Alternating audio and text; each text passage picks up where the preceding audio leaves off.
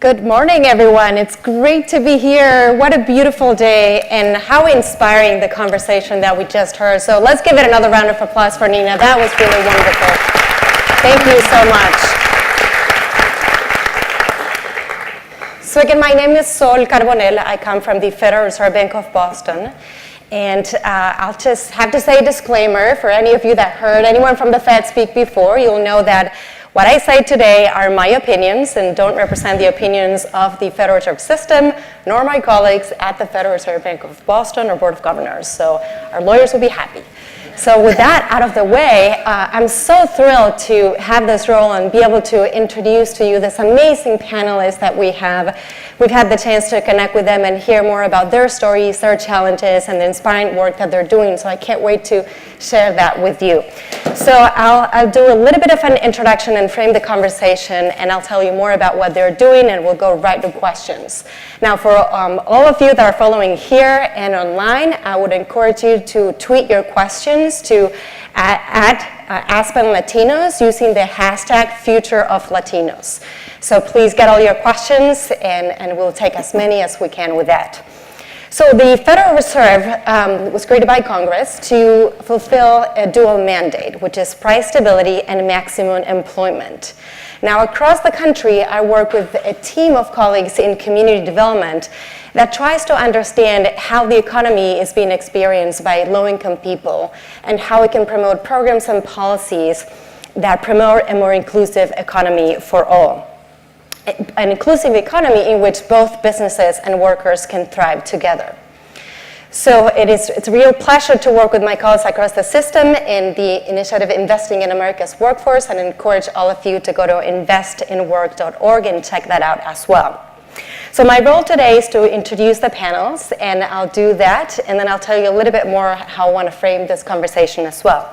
So right here to my left, we have Stephen Kase, who is the Managing Director and founder of Power-Sicame USA. It's a manufacturing company. You'll hear more about that in a minute. We have Aida Cardenas, who is the Executive Director of the Building Skills Partnership. Then we have Juan Salgado, who is the Chancellor of City Colleges of Chicago, and Christie Gragnani-Woods, who is the Senior Vice President in Talent Acquisition at Bank of America. So let's give them a round of applause. Welcome to all of you. Thank you for being here. So let me ground the conversation on some observations for how our economy has evolved over time.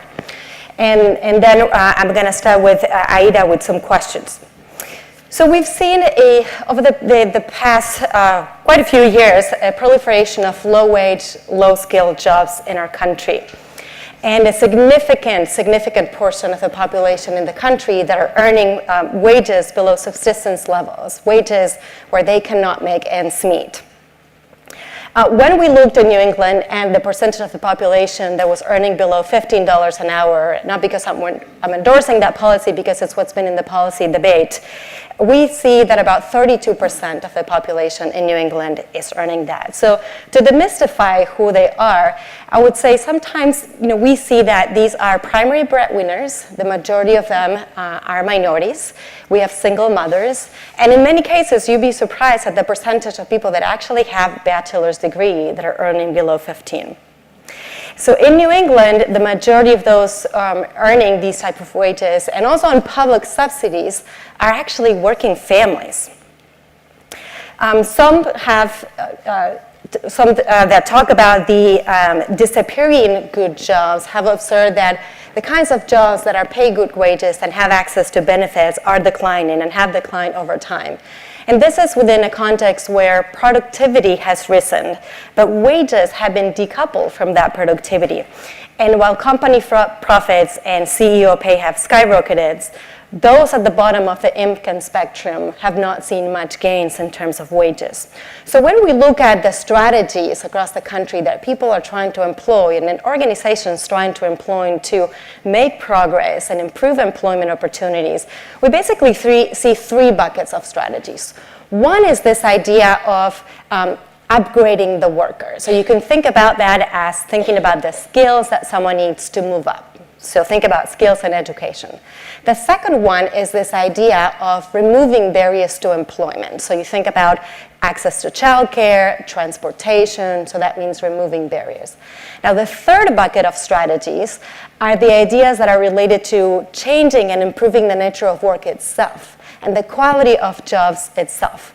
Now you may wonder what determines the quality of a job. We think there are a number of factors, which include the wages, the access to benefits that someone has, but other factors like income predictability and income stability over time, but also worker voice and worker engagement. So as I ask the panels some of the questions, you'll see that some of the approaches may fall into some of these three buckets. But at the end of the day, what I hope that you leave with is that if we just work in one of them, we're not necessarily going to be resolving this problem. We need to work in all of those three. If we just focus on education and skills attainments and removing barriers to employment without paying attention to the kinds of jobs that are being generated in our economy and the quality of jobs, we're not going to be able to improve employment opportunities overall. So with that, I think I'd like to start with Aida, because you have a really incredible partnership with stakeholders who sometimes are perceived to be at odds with each other. But you have come together with a very specific and concrete goal, and you're making progress. Now, across California, I'd love for you to tell us a little bit more about what that partnership looks like, and what have been the benefits to both the workers and also the companies, the businesses that have participated in. So. Sure, great. Thank you for the question, and good morning, everybody. I'm Aida Cardenas with Building Skills Partnership. We're a nonprofit in the state of California and born out of a labor management partnership between SEIU USWW, which is the union that represents janitors across the state of California, and partnering also with over 40 janitorial companies throughout the state, and even more client companies and building owners and community members to improve the quality of life of property service workers. Often we think of the janitors, or we don't think of them, they're ghost workers cleaning our offices and our space, keeping them disinfected, clean and safe, and using sustainable practices while we're sleeping, or maybe not sleeping. Some of us kind of work through the night.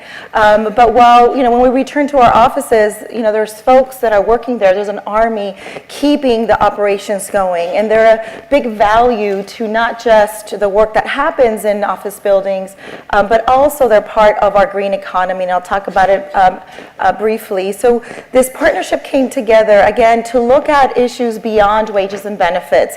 It's an industry that has multiple employers, so looking at an opportunity to create a standard. And so a little over 10 years ago, looking at a win-win partnership, we first developed a Vocational ESL program.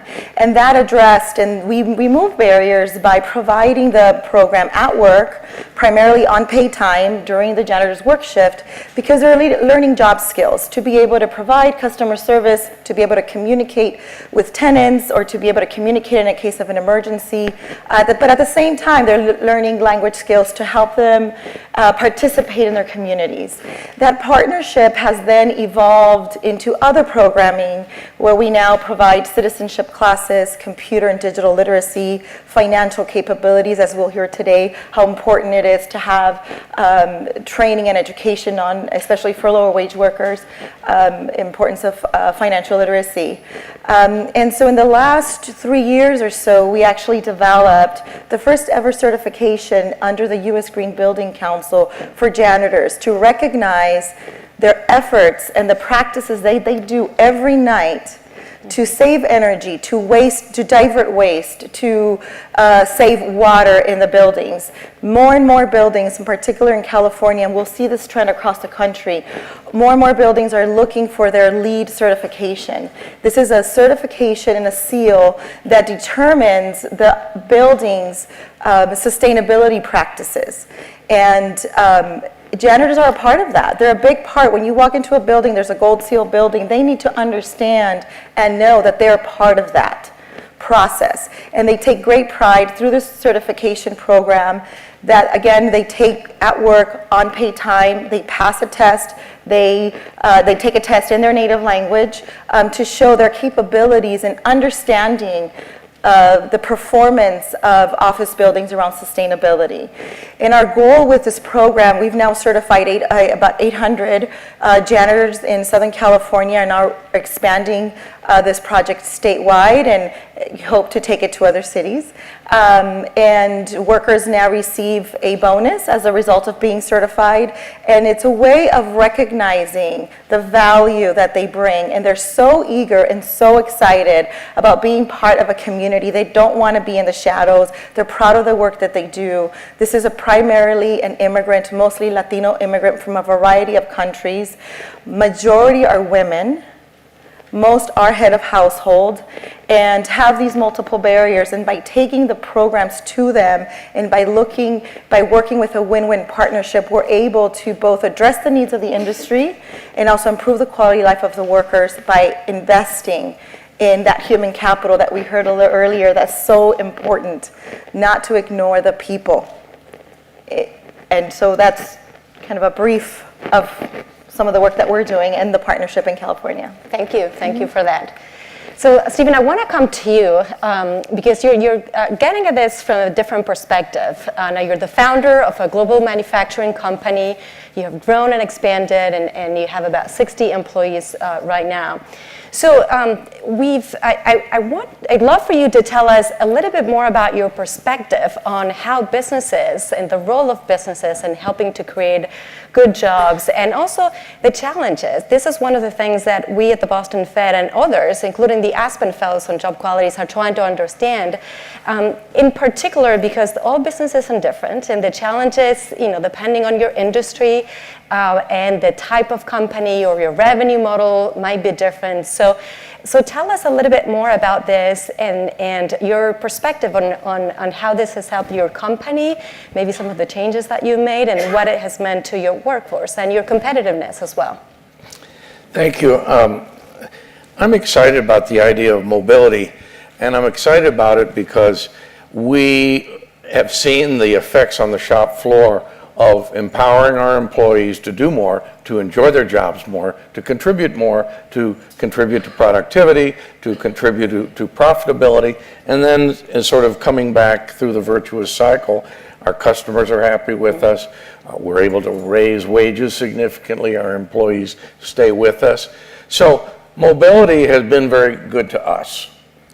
On the other hand, I'm a very strong believer that the social contract between a government or a company and their citizens or their employees, that the social contract really first and foremost says, if I work hard, if I invest in my own education and I'm a good citizen, that my mobility is part of my contract. I have personal experience with this in the sense that my grandfather came to this country because in his country of origin, he was not allowed to read. Mm-hmm. And he decided that was a social contract he was not willing to stay with. Mm-hmm. He came to this country. He never was able to learn to read, but he became a shoe repairman. And during the Depression, that was a great job because people couldn't afford new shoes, but they needed shoe repair. I'm a fortunate recipient of what he did and my father did. And for us, and for my grandfather, the dream of upward mobility was our contract socially with our government. I lived in Venezuela for 5 years back in the first oil boom, and what I noticed was that there really wasn't much of a contract. The contract was that the rich were rich, and the rich stayed rich, and the rich owned all the businesses, and there weren't many opportunities except for at very low levels with the citizens of that country. And you can see that there was essentially an uprising where they say, this social contract does not work for us. There was another revolution occurring really around the turn of the millennium, and that was 1 billion people who were much lower labor costs than anyone in the United States came onto the labor market. And of course, that had dramatic effects. But what it really said was that if your version, you, the American manufacturer, of low labor cost was only based upon low labor costs, suddenly you're going to be out of business because there was much, much lower labor costs. Our solutions have really been about automation, digitalization, and staying close to the customer. And the contract with our employees was, and this there's a little bit of detail here that's important, when we invested in automation, we were a hierarchical, largely male-dominated organization, very traditional in many ways. Manufacturing prior to about prior to 2000 was kind of just that way. When we invested in automation, we found that that old system didn't work, and that was frightening. We invested in automation. We worked for 2 years with outside and inside resources to come up with the ability to manage the process of production and get more productivity out. At the end of 2 years, and we have a magnificent, and did have a magnificent workforce, we concluded that we had achieved something wonderful. This automation was almost as good as our manual operators. What it said was that what we were doing was so challenging and our operators were so good that automation had kind of maxed out. That's frightening, especially after you made that investment. What we found out was yes and no. The equipment was down about 70% of the time. So all of the productivity that could come from that 70% of the time was lost. What we found was that our employees were always asking somebody above who had to get to them and come down and talk to them, and then that the problems were being solved at a rate of pace that wouldn't work. So what we realized, and someone said this recently, which is when you get involved in the automation process, what you realize is you need to get involved in the people innovation process. Automation doesn't run itself. It doesn't create value without people who know what they're doing. So what we did was we, by accident, had an excellent employee named Avelia Crute. She wasn't, the accident was that we realized how good she was. She would solve problems in these operating situations, and we'd say, well, how did that get worked out? Did you talk to the superintendent? Did you talk to the quality manager? They said, no, Avelia fixed it. And the more we paid attention to Avelia, the more we realized she had some some tremendous skills. And so what we did, we reached out to our community college. Our community college came in and we said, whatever Avelia's got, we need more of. Tell us what it is. And it was really fascinating, because you might have said, oh, well, she's got this advanced mathematical ability, or she's extremely good at communication. No, what we found was she was a great team member. She had initiative to solve problems. The third thing was she knew what she could do, and she knew what she couldn't do.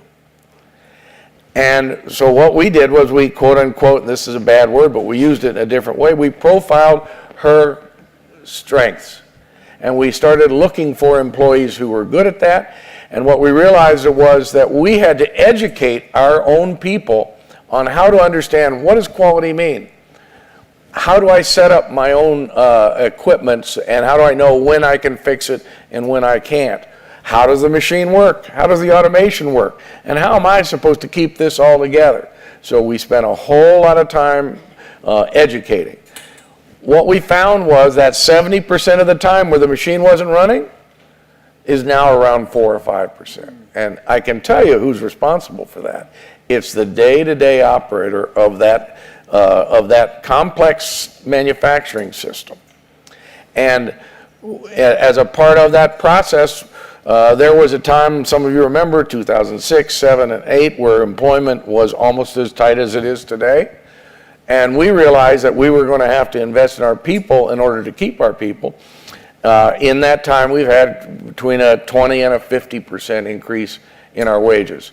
We have almost no turnover. We take a lot of the productivity that comes out of the business and reinvest in automation and in increasing salaries. I know I just want to say that the contract we had with our people was do the same thing over and over and over again, and as a part of a low labor cost system. By investing in our people, we realized it was a whole new contract that we could begin to take advantage of. And again, that provides that mobility that I think is essential to the social contract. Thank you. And that's a great example of a transformation of a company and how you thought differently about the value of your frontline workers and how that different set of values really translated into more profits to your company and also more wages for the workers. So that's and really women great. basically running almost every function in the company, whereas it used to be a very male-dominated company. Great, great. So I encourage you to check out Stephen's website. That's a great story of the Velia cruise that really puts a face to this story. So it's really wonderful. Now you mentioned the business of people. So let's go to Juan, because I think that's what you do in the community colleges, right? So in community colleges, I think play an incredibly important role in educating the workforce that our country needs to remain competitive. Across the country, about 40% of the students go to community colleges. And you, above all, know the challenges of the population that comes with many different barriers, which could include remedial education to sometimes food insecurity, access to even things like childcare or transportation to be able to even get to the community college in many times. But what I want to ask you is about this evolution that we've seen in the idea of student success as well, because I think we have moved away from the agenda of student success in the sense that it's not just about graduation, right? Now we need to make sure that students are not only graduating, that they have the tools to be successful throughout, while they're in community college, and many of them are already working already, but also that they land in a good job, in a good job. So what we're seeing is that the field of study, the program of study, also has tremendous implications for the future trajectory of the student and income possibility and mobility possibility as well. And this is something that the city colleges in Chicago actually recognized early on, and you have a specific goal within your community college that talks about graduating students with degrees of economic value. But there are clearly many challenges that you face in trying to accomplish that. So tell us a little bit more about what you see are the challenges, but also the opportunities as you focus on that. So I think it's really important to make sure we fully understand that our students, more than any other students in America, right? And let me just start by welcoming everybody to Malcolm X College, right? This is one of our city colleges. I'll say a little bit more about it, but when you talk about the combination of needing to increase the earning potential of lower wage workers, the supports that are required, and the upskilling that's needed. And you think about all of our students, from our students coming directly from high school to our students that are in the workforce coming back for training, to our adult education students. They are that population. Right. They are all of that population that's sort of at that crossroads, right? And they're dealing with the day-to-day of not earning enough money. They're struggling, like a student from Wright that shared me this story, that every day she, has to get the transportation to school. She thinks about just how much she's going to spend on food, right? And that's a daily decision about how much she'll spend on food so she can afford to go to school, and how many days she can afford to go to school so that she can also afford to have a meal, right? And so these are our students, okay? And yet they're motivated, they persevere, they're doing both things. By and large, they work and, come here to Malcolm X and our other 7 colleges. And so when you think about what makes our society great and industrious and innovative and entrepreneurial, it's that type of person, right? And when you think about who Steve is looking to hire, it's that type of person. And yet we haven't made the requisite investments to ensure that the very vehicle, community colleges, are that engine for economic growth, that engine for inclusive economic growth, and that engine for the talent that our employers need. I mean, when you look at, for instance, this facility, it's close to a $300 million investment, right? And so we had to make that kind of investment in order to ensure that that our students were entering into occupations that truly provided them not just a first job, but real opportunities for upward mobility, right? That there wouldn't be a healthcare job in Chicago that they couldn't access. That there wasn't a single four-year institution that wouldn't accept their credentials. And in order to get there, we had to increase the quality of what we were doing. Both the quality of the training spaces, but also the quality of the curriculum. And in order to do that, we had to hear directly. Stephen was talking about, what am I looking for in an employee? And you know what? That's evolutionary, right? We need to be at the forefront of hearing from employers so that we're making the tweaks in real time so that our students are fully prepared. Because at the end of the day, the investment they're making in their education on a percentage basis is a big deal to them. This isn't discretionary income here. This is from a very thin well, and digging deep into it.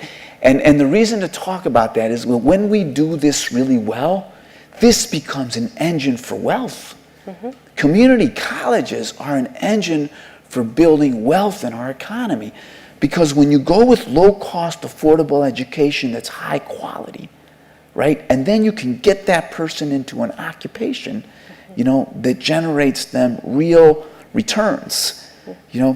What you've just done is given them the opportunity to purchase a home and build the wealth that they need. And, I just want to, for a minute, say that, in an institution like this, with pass rates of 94%, that's the lowest pass rate we have in any one of our programs. Every other one is above 90%, right? 94%. Where folks are leaving here going into these occupations that are in demand and pay very well, where they end up at employers that, pay for their further education on to bachelor's degree.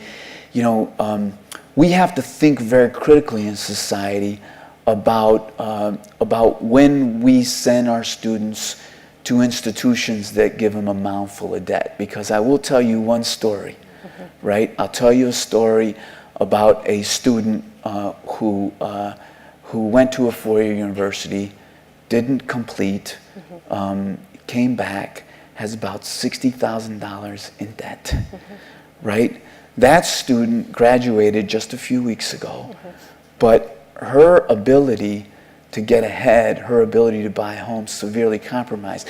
Take that and compare that to a woman named Victoria, who's now at Northwestern University, who came in as a star scholar at city colleges.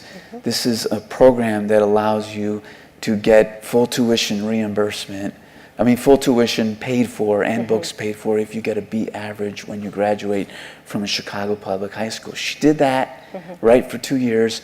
She's gone on to Northwestern with a full ride. She'll graduate with zero debt, have a good job, and go into the economy and ultimately have the kind of wealth that, the other student is going to struggle to get, right?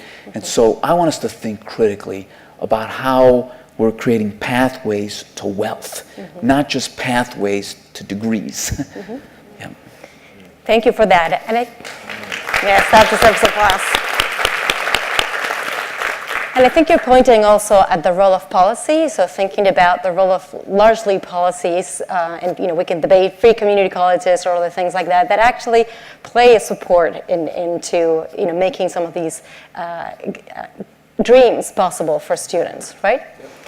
So Christie, we're getting to you, and I know you have something really exciting to share on your Consumer Academy, but I do wanted to point out, going back to this idea of strategies and sort of these three buckets, or how to improve employment opportunities. I think Bank of America has made progress on two of those fronts, right? When we think about improving the nature and the conditions of work itself, your company announced, like among a set of other banks and financial institutions, that they were going to raise the wages for the frontline workers, the tellers, for example, to $15 an hour. You've also made changes on extending parental leave from 12 weeks to 16 weeks. That was one of the other changes. And then also keeping health premiums flat for workers that I think earning up to $50,000. So those are some very important changes and policy, institutional decisions that have a huge impact on workers. At the same time, in this other bucket of skills and upgrading the worker, you have invested in a Consumer Academy, and I know you're very passionate about that. So tell us a little bit more about how Bank of America is creating pathways through educational opportunities that lead to higher wages. So it's incredibly amazing to be a part of a company that has made that commitment to raising the minimum wage. So if we start there and understand that that's not the whole picture, that's just the beginning point, then you move to, do we have the skills, resources, tools, and support to help individuals not just look for a job, but look for a career? People want to be inspired. They want to come to a place where they can know that they can live out many, many dreams. So we have invested quite a bit of time, treasure, talents to make sure that we can build a training program that gives a career pathways to individuals when they come into Bank of America. So you can start in a multitude of different roles, but that training program gives people the confidence to be able to do onboarding training. It's enroll training once they've been in the job for a bit, and it's also mastery training. So what we're seeing is employee engagement rising. People feel cared for. They feel like they have the support, training, tools, resources to be successful in their job. They also see that their careers are able to fast track through different roles. And through that, we see retention increases. So employee engagement goes up, our retention is increased, our speed to proficiency in those jobs is increased, and then individuals feel that we've given them the economic support because their wages are increased, now their skills are increased, and they don't feel that they've just come to an individual institution for a job. They feel like they can have a long-lasting career. So those pieces are super important to be able to string together the whole picture. So when you think about all of the amazing capabilities that a company like Bank of America can supply to our communities in which we live and in which we serve, we're able to give resources and tools to make people's financial lives better. We can increase the minimum wages for those that we employ. And then giving people career opportunities helps everybody because as our turnover decreases and we keep those individuals who are passionate about the experiences they've had, it only makes our jobs even easier and more fun at the office. So I feel like we do a lot of important work in the community, but what's really inspiring is to know that you've made a difference in one life at a time. One person's role as a family household provider, as someone who needs the means to be able to live out all of their dreams. We feel like we're touching those individuals. Mm-hmm. And I think sometimes a little bit of what we have a responsibility to do is explain that a lot of our entry-level jobs don't require an advanced degree.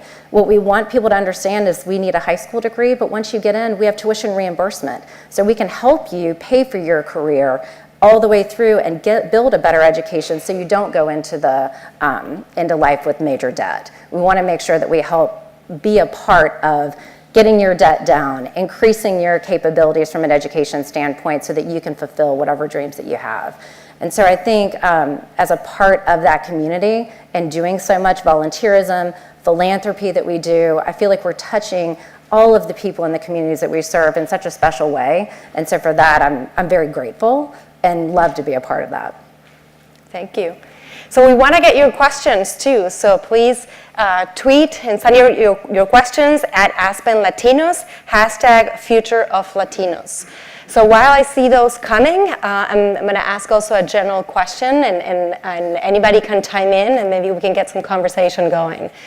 So I'm going to talk about a few ideas, and I'd love for you to tell me a little bit more about how you see some of these things play out within your context, and also talk a little bit more about how do you get inspired to resolve these challenges, And what would you like this audience to do?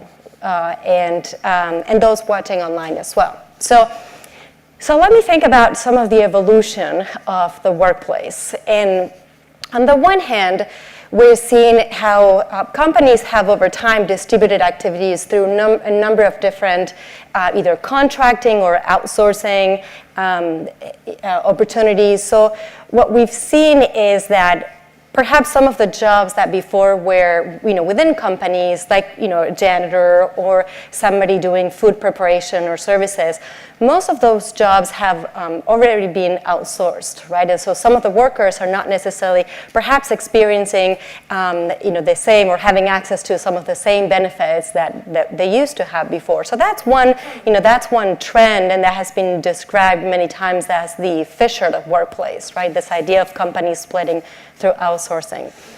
Then at the same time, we are seeing, it's interesting to think about the role of diversity and inclusion and whether we made progress on that. And I think while we made progress on an individual sort of company by company basis, one of the things that is really interesting to see and came out in a recent study by Harvard University was that the fact that we haven't made a lot of progress in terms of the holistic racial segregation of the economy, because as businesses, smaller businesses are getting formed and started, they tend to be also all Hispanic or all white or all black, for example. So you still see some of these segregation pattern.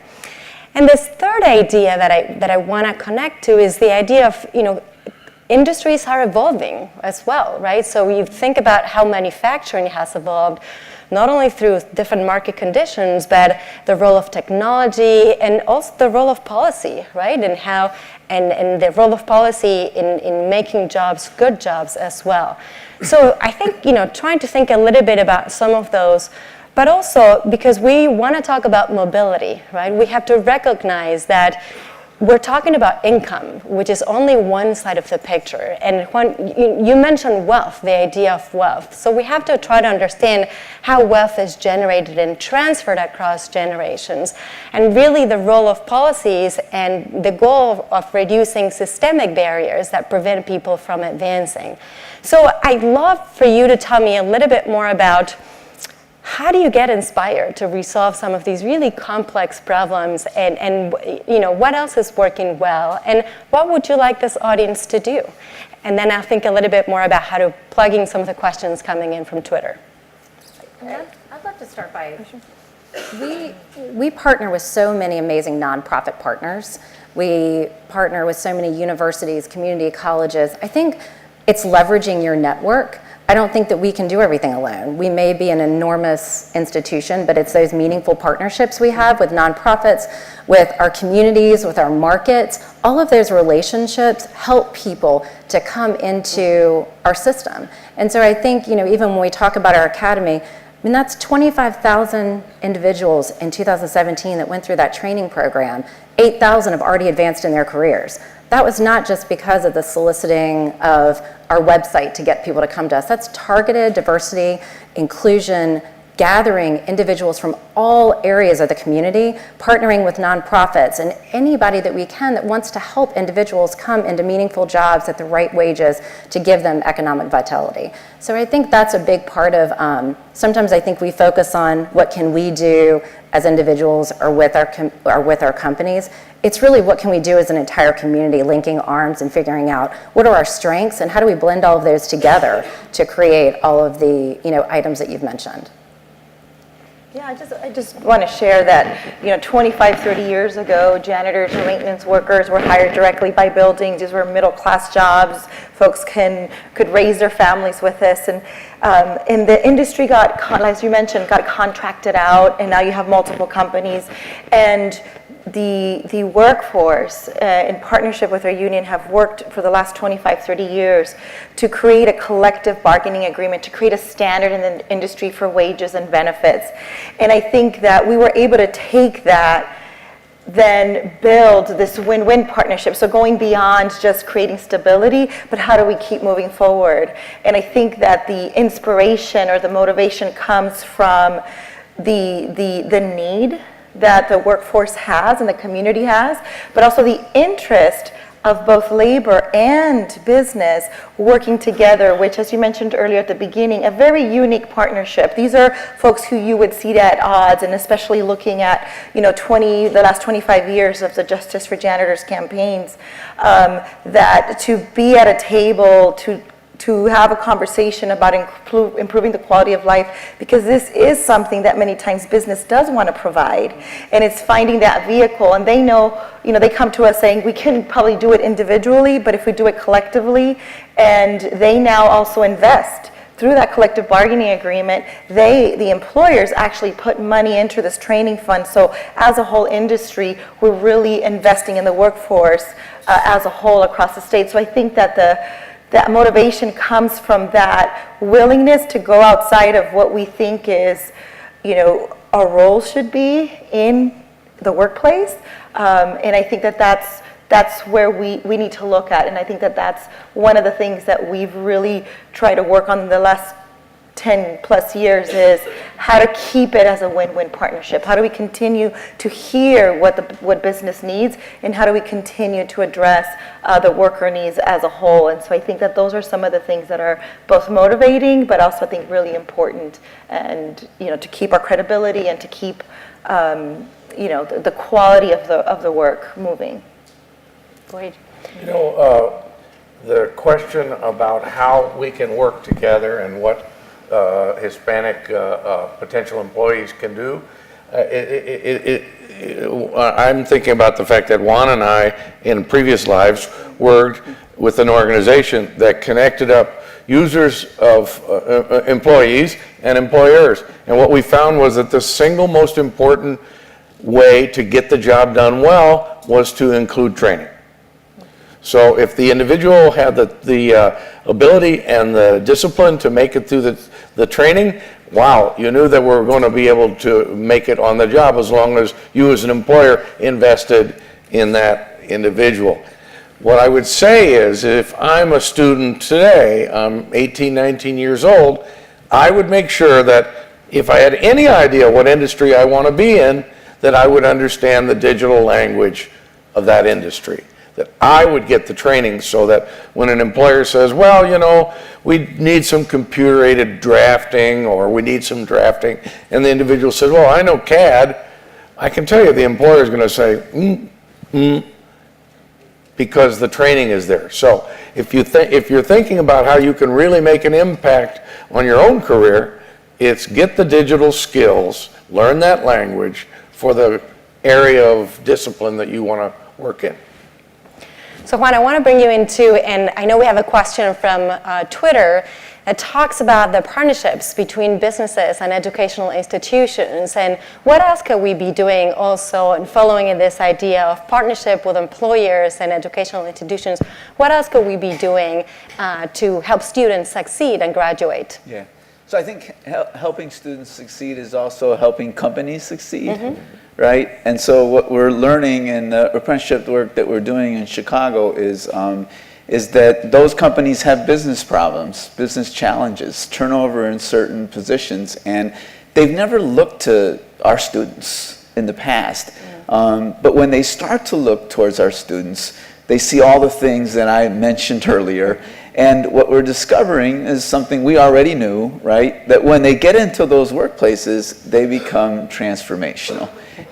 But the opportunities are transformational for those students. So for less money, they basically took some positions that were high turnover, and they created, here Aon in Chicago, created an apprenticeship initiative, started with 24 students, pay them $38,000 a year, okay? It's a real job. They pay for the tuition for them to come to our college. Their schedule gets aligned to their work as well as their home responsibilities. So young man named Victor Gutierrez was working 2 jobs, now works 1, has a young daughter, hardly ever saw her because he's trying to advance his career. He's now in one of these apprenticeships. There's 50 others. And I just want to say what inspires me is business leaders, okay? Business leaders that have a vision for a better society, a more inclusive a society with greater opportunity. I've met so many of those business leaders. In my second week, I met a whole bunch of business leaders in the space of cybersecurity, you know, and their needs were acute. And I will tell you, we have to act faster, right? So the mechanism of higher education would have taken us 3 years to ever get a program that starts with maybe 20 students. And their needs was so much larger. So what we did was accelerate boot camps at our campuses through continuing education. We have now 3 campuses with boot camps. We'll have all 7 campuses with boot camps within about a 12-month period from now. And we'll start pumping out 300 to 400 students in cybersecurity. Every one of those students that went through our first cohort got an internship and got a job. Okay? Or my dad said, got a yob, okay? A good paying yob, okay? And so, you know, and so like, and 300-400 is not gonna be enough, right? So feel like we're moving fast, but we're not moving fast enough, right? And so that's what both the companies need to do faster to stay relevant, and we as education institutions need to move faster, because every one of those jobs is income. And that's income that could be on somebody's table for dinner tonight. Good. Thank you for that. So I'd love to give a round of applause to all the panelists. I know we're running out of time, so thank you for those inspiring thoughts. I think I want to conclude with just a thought on some of the things that we've talked about today have been programmatic approaches to resolving some of these challenges. I think each of you had a unique lens into any of these 3 ideas: improving the worker, you know, upgrading the jobs, and thinking about how to remove barriers. And in each of your remarks, you gave our audience some ideas for how to do things differently, how to work with others across the table to, you know, get concrete outcomes for the folks that you're serving, your clients, your students, your customers, all of them. At the same time, I think it is important that we think about the role of policy in helping us achieve some of those different outcomes, and policy that is designed with all of these stakeholders in mind, and with folks like you at the table thinking about how do we do this in a more national level. So with that, I hope that you were inspired by hearing the stories. I know we could go much deeper, but we don't have a lot of time. So I want to thank you again for the tremendous work that you're doing in your communities, and keep up the great work. Thank you so much.